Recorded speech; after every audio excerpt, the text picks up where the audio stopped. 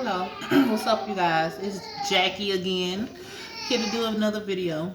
And this video is going to be about um, why you can't have any biasness on negative and positive, just in general. You can't be biased to one or the other. Hold on. You can't be biased on either way because we know in life, just in general, first of all, we live in a life of duality.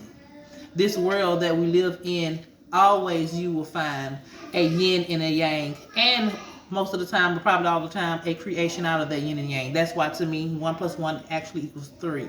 Well, that's probably numerology. It's not my idea, but anyway, um, we must we must realize that when it comes to negative and positive, good and evil, love and hate, that you can't have one without the other, and it's like that for a reason. You cannot have love without hate, because without hate, then what is love? If we lived in a atmosphere or a universe or a reality that there was only one type of understanding or one type of mentality, then we wouldn't even have a concept of the mentality at hand, because we wouldn't have anything to contrast it against.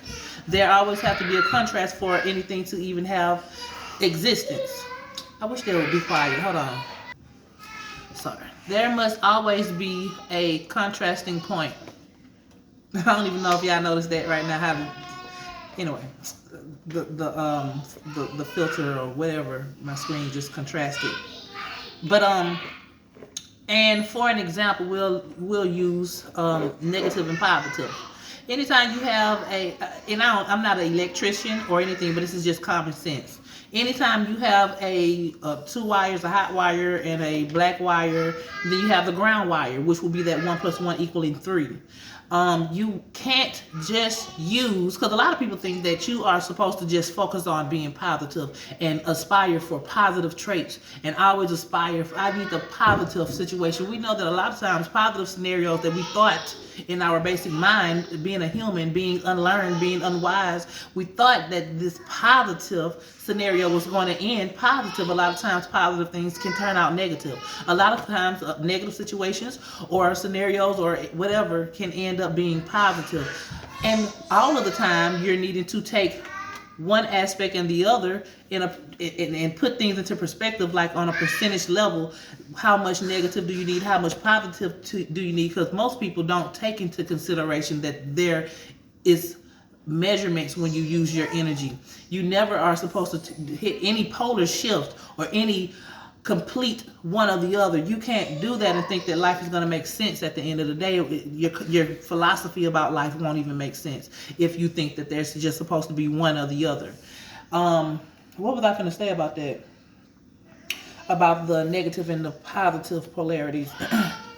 Anyway, oh, I'm not an electrician, but I do know that common sense tells me that you can have a hot wire alone. I don't know if it'll create a spark or not, but I know it won't create the desired outcome without the negative side. And I'm assuming that the ground wire or the grounding of the situation will come from these two things coming together and creating balance in some form or fashion. I'm not an electrician, but I know it takes one and the other. This is common sense. We have to get out of the mindset of what we were raised and taught to believe about Jesus and Christianity and going to heaven and or either going to hell. First of all, it don't even work like that.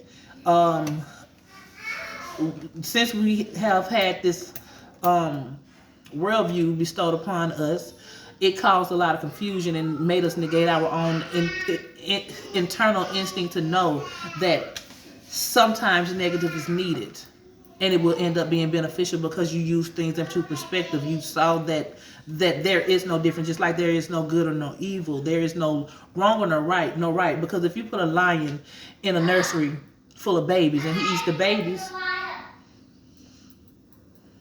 hold on. If you put a lion in a nursery full of babies and that lion eats the babies, is he evil? Is the lion evil? But in our mundane ass basic human brain, we would think just if something kills a baby, oh, that's evil, that's negative. But putting things into perspective, we got to realize that the lion has no concept of what we call good and evil. All it knows is survival. All it knows is that that's a meal right there. So the lion isn't evil. If anything, your ass is evil for thinking that that's makes fucking sense. But we're not casting stones right now. I'm just saying. So, anyways, my children are in the tub. It's been 5 minutes. I think that's sufficient. I'm gonna hit your guys back. And I hope you enjoyed and learned something. That's the point, to learn and to grow.